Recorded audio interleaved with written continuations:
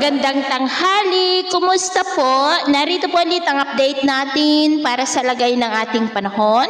Ngayong tanghali po ng February 3, 2026. Sa ngayon po ay patuloy pa rin na binabantayan ang sama ng panahon na nasa labas ng Philippine Area of Responsibility at nasa layo po ngayon ng 1,208 km east ng Surigao del Sur at mataas na po ang tsansa niya na maging bagyo within 24 hours at kumikilos po iyan pakanluran. Bukas, posible na po iyan na makapasok dito sa loob ng PAR at kung sakali naganap ng bagyo, ay tatawagin po sa local name na Bagyong Basyang. At hindi rin inaalis ang posibilidad na maaari na tatamayan sa kalupaan sa darating na Biyernes na magdudulot po ng mga pag-uulan na minsan ay may mga pagbugso ng hangin lalo na sa mga lugar na malalapitan at madadaanan nito hanggang po sa weekend.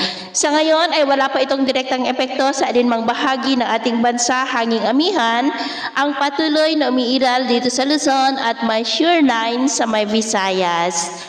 Ngayong tanghali ay maayos ang panahon sa malaking bahagi ng Luzon pero may tsansa pa rin ng cloudy skies with isolated rains lalo na po sa ilang bahagi ng Caraga, Davao Region, Northern Mindanao, Zamboanga Peninsula, Basilan, Isla ng Samar, Leyte, Bohol, Cebu, Negros, Aklan, Capiz, Calapan, Camarines Sur, Catanduanes, Sorsogon, Batanes at Babuyan Islands. At sa susunod na mga oras ay maayos pa rin ang panahon sa mas malaking bahagi ng ating bansa lalo na dito sa Luzon.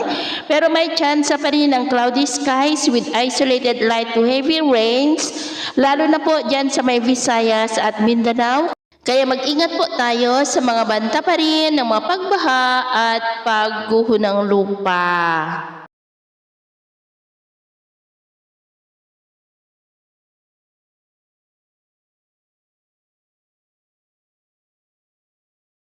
At sa atin naman po mga baybayin, maalon pa rin ngayon sa mga baybayin ng extreme Northern Luzon at silangang baybayin ng ating bansa ng mga alon ay posibleng aabot hanggang sa 2.5 to 4.5 meters height hanggat maaari.